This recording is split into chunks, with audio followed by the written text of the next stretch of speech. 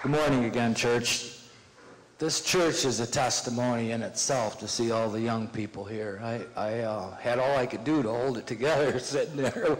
That family sitting behind me, it just brought memories back of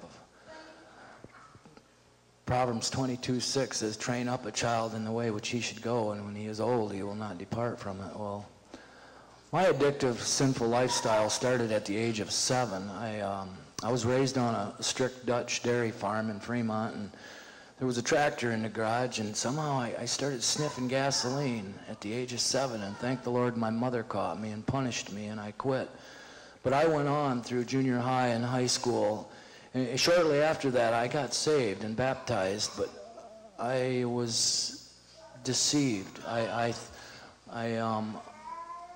I'll tell you later why, but I quickly went off into the world seeking happiness. I was chasing, like the leaf in the wave out in the ocean. I was looking for love and peace and fun and happiness with friends and women and whatever drug came along and the in crowd, and I didn't want to stand up for Jesus. And at the age of 18, my older brothers were gone, and my father offered me the dairy farm. I had a Christian girlfriend at the time, but still living a double life, living in sin. And I couldn't handle the responsibility. I ran away and joined the Marine Corps at the age of 18. And just went off into this world, and it was all sin. I wouldn't wish it on my worst enemy. There was drugs, anything you can think of in your imagination. And through it all, I prayed a prayer. I said, God, let me start my life over again. I'm sorry. Forgive me.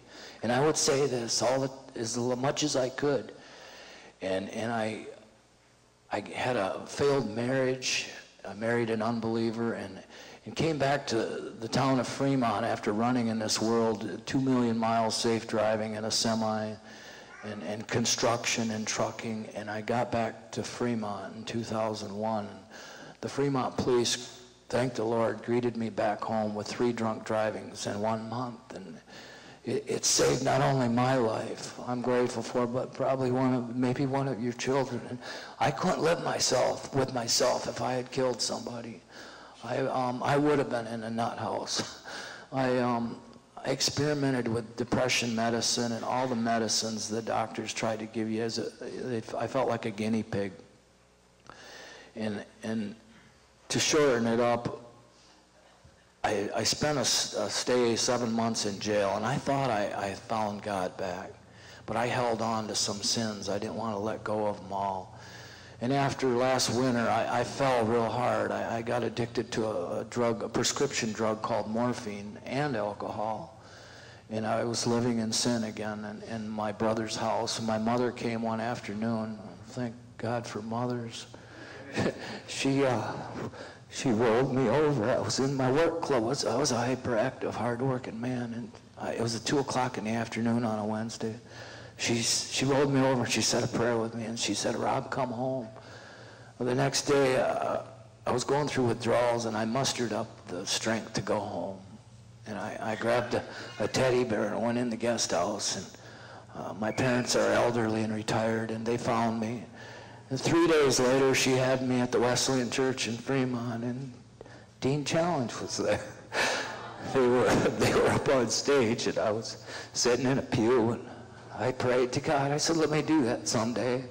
After the service was over, it felt like the whole congregation went out in the foyer and prayed for me. And Teen Challenge, all them brothers have since graduated and gone, but they all huddled around me and prayed with me. And to shorten it up again, I tend to babble on, but I was in Teen Challenge, did my interview, and I got there on a Tuesday.